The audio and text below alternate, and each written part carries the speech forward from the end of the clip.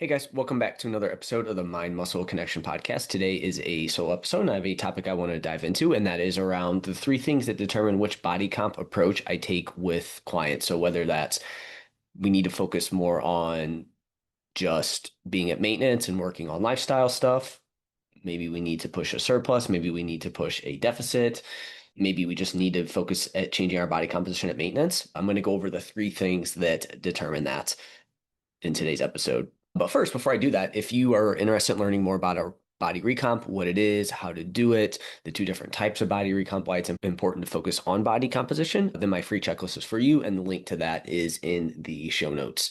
So with that out of the way, let's dive into today's topic. So I want to talk about those three things. So most people think that if they want to lose body fat, they want to build muscle, they need to be at a certain calorie amount, and then they're just going to do that, right? Without really looking into anything before that. If they want to gain muscle, it's, hey, I heard a surplus is the best, so I need to make sure that I am in a surplus. With, again, not understanding where they are at the moment. So again, these are general truths, but the exact strategy, whether that be a surplus, a maintenance, deficit macros, what is the right macro setup for you? What is how much training we need to do? What do we need to focus on? It's going to depend on these three things. And I have a bonus one in there for you as well, too.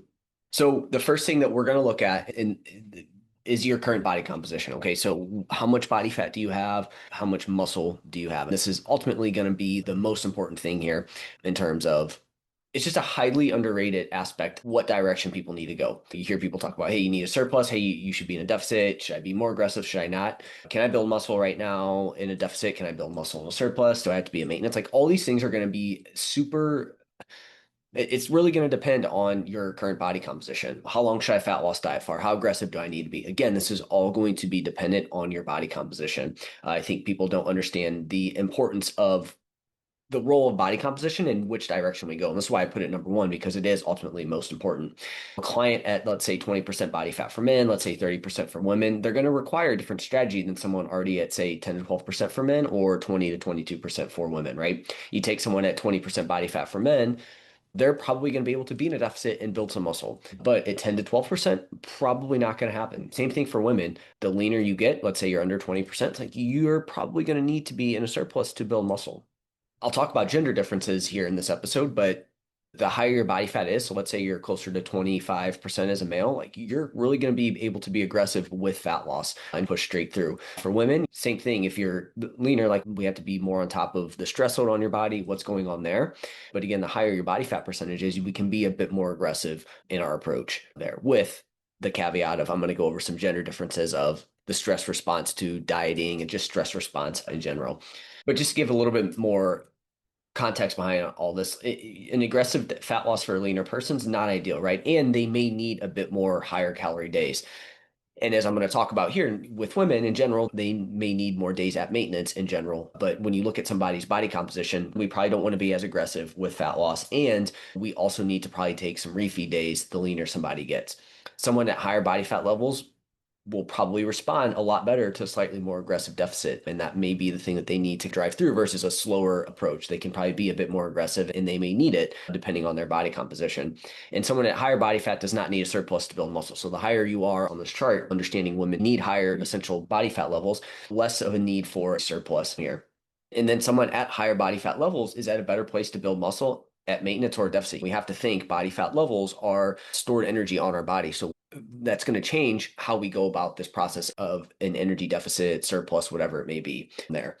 So that's number one, right? We're looking at current body composition. That's really going to help me decide, all right, here's where we need to drive things. Yeah, you're in a position where you're going to be able to do a quote unquote recomp where you're going to see a good amount of fat loss and a good amount of muscle gain because of where you're at. Maybe with that person, you try a more modest approach. So again, looking at your body composition is going to be super helpful. And that's just a huge moderator in terms of which direction we go and what can happen from a physiological standpoint.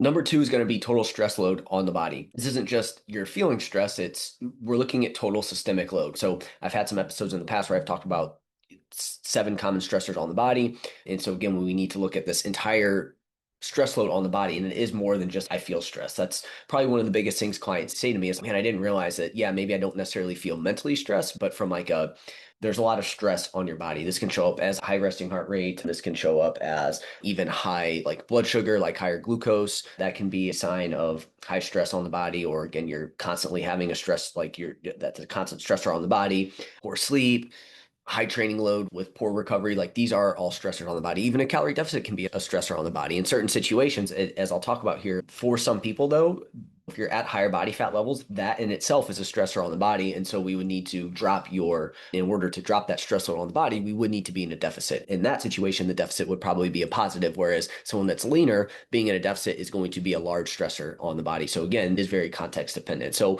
when we're looking at stress load on the body, it is, yes, how you feel. Are you stressed? Do you have a lot going on there? But it's also looking at your total systemic load, allostatic load, whatever you want to call it. You're looking at life stress and lifestyle demands. Do you have a lot of things going on from work perspective? Are you going through a big life change? That's going to fill up your overall stress bucket, and that's going to impact what approach we need to take at this moment. We don't just want to look at one thing. Just because somebody has high life stress doesn't mean we can't push body composition, or we have to go to maintenance and be super focused on recovery. We obviously want to make sure we are recovered, but just because you're going through a stressful time doesn't necessarily mean we have to push back and just go to maintenance and do recovery, right?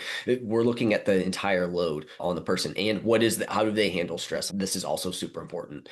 Training versus recovery balance. So what is your training load compared to your recovery? So this is where maybe you have high overall stress load through some of these things that we're about to talk about, and your training super high. All right, then that balance of training to recovery is out of whack, and we would need to potentially adjust some things there like that. That is going to end up being a stressor on the body. Whereas you take someone that you don't train at all, your recovery is high. It's like that's going to be a stressor on the body, because we need to make sure that we actually train. We need to exercise as well too. Your recent energy balance, were you pushing a surplus for an extended period of time? Was your weight trending up? Were you pushing a deficit? That's going to add some stress to the body, right? Anytime we put our body in, whether it be a surplus or a deficit, like it can be a stressor on the body. As we talked about, it does depend on where you're at from a body composition standpoint, but recent energy balance is going to be something that we want to take into consideration here. Your metabolic health, right? What does your sleep look like? Your thyroid, insulin sensitivity, your blood glucose. These are things that you also want to look at. If those are not great, that is going to be a stressor on the body. Poor circadian health is going to be a stressor on the body. And by itself, maybe you have low life stress, you're recovering generally well, you've been at maintenance, your biofeedback's good, and your circadian rhythm is not necessarily the greatest, or you don't have the greatest circadian health. The total stress on your body is not as high. If, hey, you have high lifestyle demands, your training is super high, you've recently been in a large deficit, now your circadian rhythm's out of whack, then that's where it starts to add up, right? So it's this kind of cumulative, multiple things that are really going to drive the issues here. Looking at biofeedback, what are your energy levels, your cravings, digestion, recovery, mood? If digestion's off, again, that is a stressor on the body. If you have low energy, there's a sign, like that in itself isn't a stressor on the body, but it's a sign that there is some stress on the body somewhere else.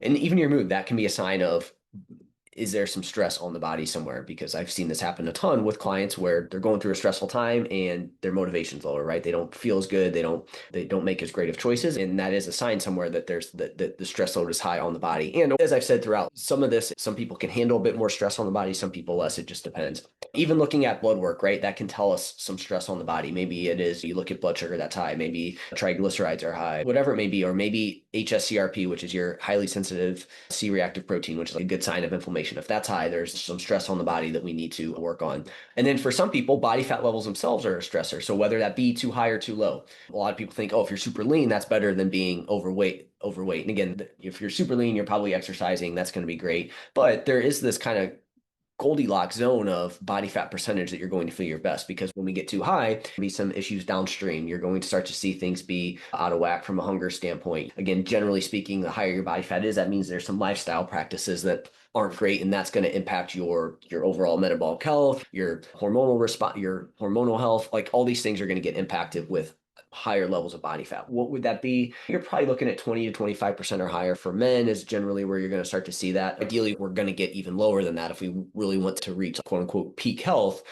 But that's where you start to see things, notice some like lower testosterone, lower libido, lower mood, like all these things start to add up.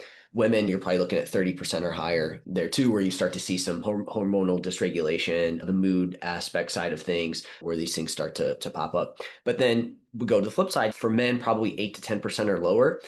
From a body fat perspective, now you're getting to the point to where now testosterone is probably not going to be optimized at that point, which is going to have those downstream effects of mood, energy, libido, all that there. Women, you're probably looking at 18 to 20% or lower. This is where, again, you're going to start to see hormonal dysregulation, right? They're going to be out of balance. You're going to start to see recovery issues. You're going to start to see lower libido as well. If you are a regular menstruating female, you're going to start to notice some dysregularities there. This is where women under 18, 20% are going to be at a higher risk of bone health issues as well, too. There is a zone that we want to be at. And you take someone who is at those higher body fat levels, what's going to be the right approach for them? To get some stress off the body, we want to work on these things that I talked about initially, but we also need to then get them to drop body fat in that position. If they're at a low body fat percentage, what's going to be the thing? You might need to have some strategic weight gain to reduce stress on your body there. So we need to look at that. And then for others, the system is just drained from lifestyle demands and poor recovery. And so in that situation, the priority may be to like pull back to maintenance and restore overall health, getting your overall stress on your body at a good spot before pushing harder, whether that be for a surplus or a deficit. So if somebody comes in and all these things are out of whack, like we're going to work on that first. And that's going to put them in a better position to see body comp change if we do that. You have to think if your body's in that state where it's under recovered, stress is high, stress on the body is high, it's just going to be in a state where it's not going to be as adaptive. And so we need to get that under control before we can drive things. But then we would have to look at, is it body fat percentage is it the body fat levels that are causing these issues? If not, then it is more so pulling back to maintenance. Where else can we take stress off the body more? Again, can we focus more on sleep, better circadian health? Is there strategic supplementation? Is it a nutrition thing? This is where it's going to come down to the individual and getting that dialed in. And so to sum that up, total stress load on the body is going to impact which body comp approach we take, whether that be a deficit, maintenance, surplus, what our macros are going to be, right? So to go take this from a macronutrient standpoint, you may find that if you've been low carb like that, for people that can be a stressor on the body. Low carb, if you've been super low carb, you like to do a lot of training, that can be a stressor on the body. So for some people, from a macronutrient standpoint, we need to increase carbohydrates in that situation there. And then to go back to the body composition one with macros as well too, it's if you have low protein, if you're super lean, you're probably going to need to be a little bit higher protein to maintain that muscle, especially when you're in a deficit. You're going to be able to get away with, you're not going to be able to get away as well with lower protein in that situation. Whereas like someone that is higher levels of body fat and they're dropping weight, it's like, yeah, we need to get protein and we can use protein to help them stay satiated and everything, but they also probably don't need to have 2 grams per pound of body weight. Not that anyone needs 2 grams per pound of body weight, but that would help them in that situation there. Then you take carbohydrates from somebody is at higher levels of body fat, they can probably get away with a little bit lower carb for a little bit, and we'd be trying to drop weight, and then that would lead to all these other things that I was talking about. So you could see where macros are also going to play a role in here. Like, hey, maybe we need to go a little bit higher macros or higher carb or lower carb based on somebody's body composition, but also stress load on their body, because carbs can be great from a recovery standpoint, but we have to take everything into consideration here. And then to go to body composition, again, we could be from like a male perspective, we could probably go a little bit lower carbohydrate if somebody's at higher body fat levels to help get that body fat off on there. So again, that's where like macros play into the first two. And then we have recent diet history. Okay, so this is also going to impact where we're going. So have you been chronically dieting? Have you been jumping from fat loss phase to fat loss phase? Have you been gaining weight recently? That's going to impact what we do. If you've recently you've been at maintenance or a surplus for the last couple months, now your body's in a better position to be able to lose body fat. Whereas if you've been yo-yo dieting or sitting in a deficit for 6+ months, you've lost a lot of weight, you're going to respond very differently than someone that has gained weight or has stayed the same. So that's going to change our approach of, maybe for you, we need to be at maintenance, eat enough protein versus really trying to push more fat loss. So for you, like strategic maintenance or building phases may become the kind of prerequisite to progress, not necessarily continuing to push. And your body might not be in a good position to continue to push. So what you've recently done from a dieting history is going to play a huge role in which direction we go here. And then as a bonus, I have gender. So the core principles don't change based on gender, but stress response does. Women generally have a more sensitive they have a more sensitive physiological and hormonal stress response to things like aggressive dieting, low body fat levels, lower carb nutrition, and like just higher stress load in general. Women tend to have a little bit of a higher stress response to that. So it's again, we have to look at the overall stress load on the body from specifically like a training and like a nutrition standpoint. What I'm getting at there is like for a lot of women, just pushing through and doing a ton of training with poor recovery and then also low energy intake is a recipe for disaster. And that is going to be a pretty large stress response to female physiology. Because generally speaking, if women are well fed, like they probably can handle more volumes of training and stuff.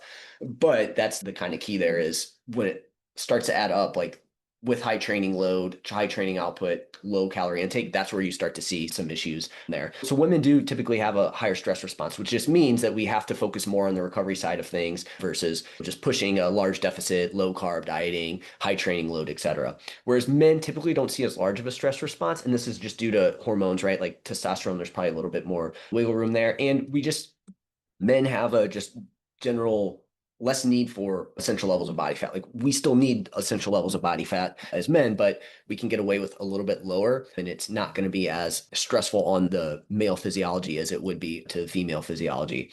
And same thing, we still need to recover there in this. There's individual differences where some women can just handle a bit more, and then some men, they just have a low stress resiliency and things do impact them a bit more. So it is very individual, but generally speaking, with my female clients, I want to try and find ways to take more stress off the body before we really push fat loss dieting. And again, even a surplus. But for a lot of women, I'm not a huge fan of surpluses unless, again, we go back to the body composition. Where are you at there? But men typically don't. So that often means women may need more time out of a deficit. Okay, so we may need less time fat loss dieting, more times at maintenance calories, more times doing refeed days, more times doing a diet break, more times out of the year being out of a deficit. So just generally speaking, women need to be closer to maintenance versus being in a deficit. More balanced macros. So we're not just dropping carbs we're not just dropping carbs a ton for women because of that stress response, right? Whereas men, higher body fat levels, we probably can go fairly low carbohydrate for a period of time there. So we just want to be more balanced with our macros versus having one be super high and one be super low. Less aggressive dieting phases is what that means typically for women. We're not going to push like super high rates of loss. I've just seen that backfire there. And then a greater emphasis on recovery. So we're talking sleep, stress, nutrition, things like that. But especially like in general, we want to focus on that. But for sure, during fat loss pushes, we're definitely going to focus a bit more on the recovery side of things as sleep, making sure that's in check, overall stress level on the body, but then also nutrition, like making sure that we have those days at maintenance and everything like that. And this is especially true during fat loss phase. So gender is going to be a big thing. So this is why people with the exact same goal can and should take two completely different paths. The right move isn't always to just push harder. It's to align the strategy with your body's current physiology and stress capacity. So we need to make sure that's in line. Now, I'm saying generally some things that are generally going to be good from a body composition standpoint. We need to lift weights, right? So like I'm always going to make sure people lift weights, eat enough protein. We don't have to necessarily eat 3 grams per pound of body weight, but we want to make sure we eat enough. We need to make sure we sleep well. We need to make sure that we are hydrated. We want to keep movement high. We want to make sure we're moving enough and exercising. And nobody should be in a large deficit for extended periods of time. We do want to make sure that no matter what, some people are spending some time at maintenance, right? These are universally true things that across the board we're still going to implement and doing some sort of conditioning a little bit of time. Now, how much training we do, what exactly the macros are, that's where things can get interesting based on the 3 things I talked about: their current body composition, total stress load on the body, recent dieting history, and gender is going to go into that. But all the things I just talked about, the weight training, the protein, the movement, the lifestyle stuff with sleep and stress management, those are universally going to be true. But where we fall out on how much, what we need is going to be based on the things that I just talked about there. So I hope this was helpful. I hope this gave you some insight into if you feel like your body has not been responding to what you're doing, like you need to look at these things to potentially adjust your plan. I just think that's the biggest thing I see is people just push through. Oh, I need to be in a deficit, so I need to push weight loss. I need to move more. I need to eat less. And that works. But if it's not working, this is probably partly of what's going on. And this is what's been helpful to see clients that maybe have been stuck in this situation, help them take that next step and actually see the change that they want to see there. If you found this podcast helpful in any way, if you could leave a rating and review, that will help more people find it. And then if you have questions on this podcast specifically, just reach out to me on Instagram, Jeff, HOEHN_. If you haven't yet, give me a follow on there. But if you have any questions on this podcast specifically, drop your questions there. That's it for this episode. I'll chat with you guys next time.